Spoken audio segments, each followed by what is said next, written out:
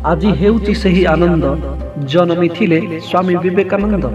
केते जे मनीष आसीबे जीवे किंतु सभिंक मनरे स्वामीजी थिबे। नमस्कार। आज जनवरी मास 12 तारिख जगत गुरु स्वामी विवेकानंद पवित्र जन्मतिथि, जहाँ को आम प्रतिवर्ष जातीय युवा दिवस रूपे पालन करते। 1985 मसीहा ठारू एही महान परंपरा प्रचलित होई आसी।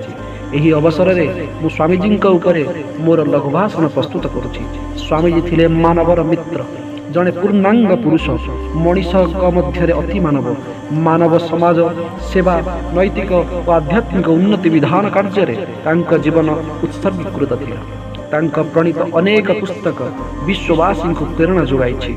एपरिक जातिर पिता महात्मा गांधी मध्य स्वामीजी पुस्तक पढ़ी उत्साहित होइतिबा कहा जाए। स्वामीजी युवगोष्ठी को बहुत भल पाउथिले। युवगोष्ठी द्वारा देशर सर्वांगीण उन्नति संभव बोली से विश्वास करुथिले। तांकर आदर्श रे युवगोष्ठी अनुप्राणित होई श्रेष्ठ सुंदर और महान देश गठन करि परिबे बोली तांकर जन्मतिथि को देशवासी महान युव दिवस रूपे पालन करते। छोट बेले तांका मनरे धर्म भाव परिलक्षित होइथिला। भारतीय संस्कृति विवेकानंद को बहुत आनंद देउथिला, किंतु देशर दारिद्र्य अशिक्षा तांको मर्माहत करुथिला। मात्र 25 वर्ष बयस घर छाड़ी हिंदू धर्म प्रचार करुथिले स्वामी विवेकानंद। 1863 जनवरी 12 तारिख रे मकर संक्रांति रे कलिकता रे विश्वनाथ दत्त और भुवनेश्वरी देवी कोଳରେ ईश्वरीय शक्ति, प्रखर मेधा और अद्भुत धी शक्ति ने जन्म ग्रहण करथिले स्वामी विवेकानंद। भगवत गीता, वेद, उपनिषद उपरे रुचि रखुवा विवेकानंद बाल्यकाल ज्ञान पिपासु और ईश्वर विश्वासी थे। ईश्वर अनुसंधान रे व्याकुलित विवेकानंद रामकृष्ण परमहंस निकट को जाई पचारिथिले, हे महाशय आपण भगवान को देखिछन्ति कि?